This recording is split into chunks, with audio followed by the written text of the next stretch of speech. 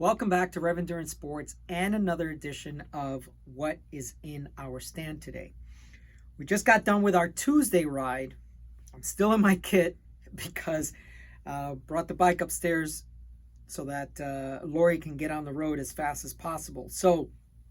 But I thought it was an opportunity to shoot this video. This is a 9,000 Dura-Ace shifter and it's misfiring or misshifting. So I and she can shift up the cogs, but she can't shift down into the smaller cogs, the faster gears. And so let me show you what's happening so that you understand what the task is. So this being the shifter that is what I believe impacted, you have the opportunity to shift up with the large lever, but this little one, if I shift, see if you can get close to here and see if you can hear maybe a click or no click. So there's a click. Yep, there it is. Nothing. And then it shifts. And then it shifts. Wow, 5.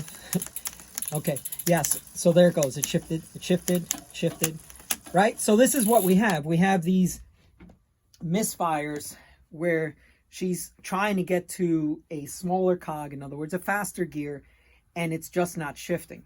Now, I've got videos already on this channel for Ultegra, Dura-Ace 7800, a few others, and some flat bar shifters that I've been able to revive through this method. And I've said before, this is what I'm using, but I honestly don't think this is the silver bullet. It's just what I've been using and what's been working.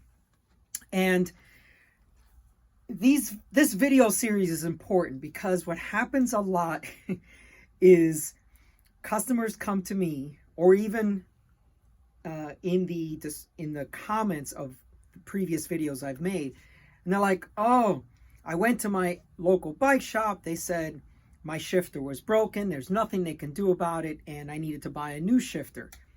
And while that's okay if that particular drivetrain is still available, but some people had 9-speed shifters or 10-speed shifters, and they're being told we can't get the 10-speed shifters, which is true, by the way. But then they're like, so you need to buy an 11-speed group set, or it's just some ridiculous thing. And really all you would need to do is just replace the right-hand shifter and then just make sure your rear derailleur and cassette are compatible. I've had to do that for some folks too. But with these stuck shifters, people are sometimes being told to buy something they don't need. And if you can get it done with just, $5 or $6 worth of lube, why wouldn't you attempt it? So that's what we're going to do today. So we're going to flip this bike upside down. And I wish to show you something because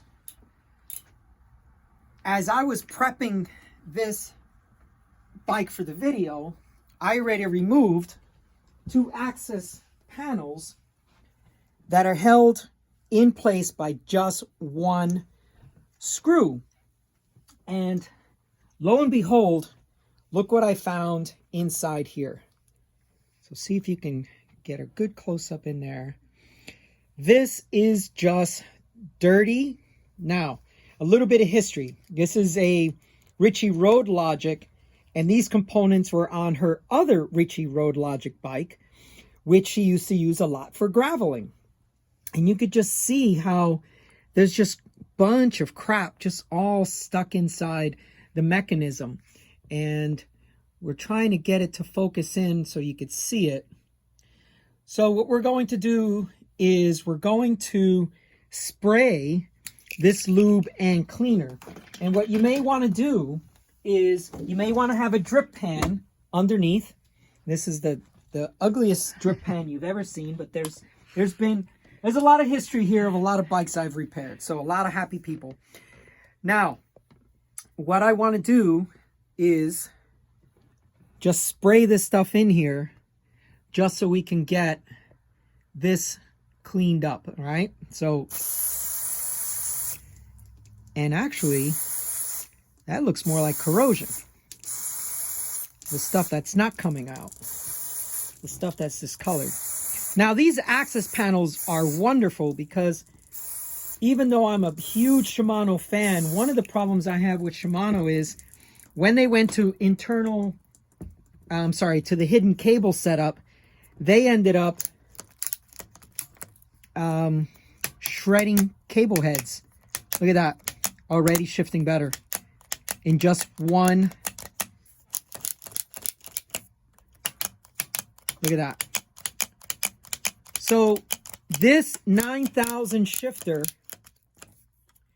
which you might be able to find on eBay or, you know, some classified somewhere.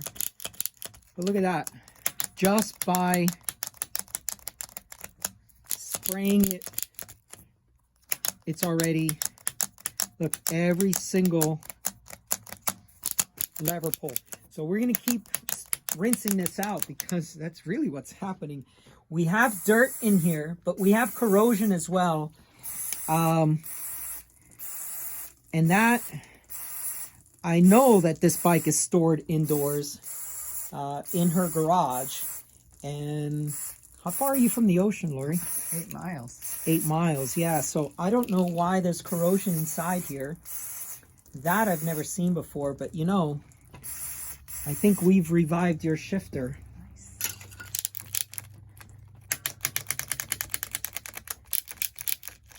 Love it when the plan comes together. Well, I like it when I save my customers money, right? Because,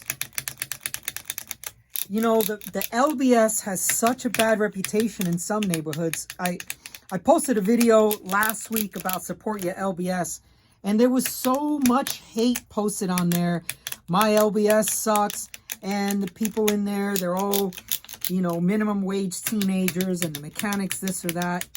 You know, honestly, I'm sorry that you do not have a good LBS in your neighborhood, but they are vital to the whole ecosystem for cyclists, for new cyclists, for experienced cyclists, for just about anyone. And, you know, I related a story of ever since I was a kid, I remember going to a bike shop. I remember seeing shiny bikes in the window and pining over them. So the local bike shop is still necessary. It's still relevant.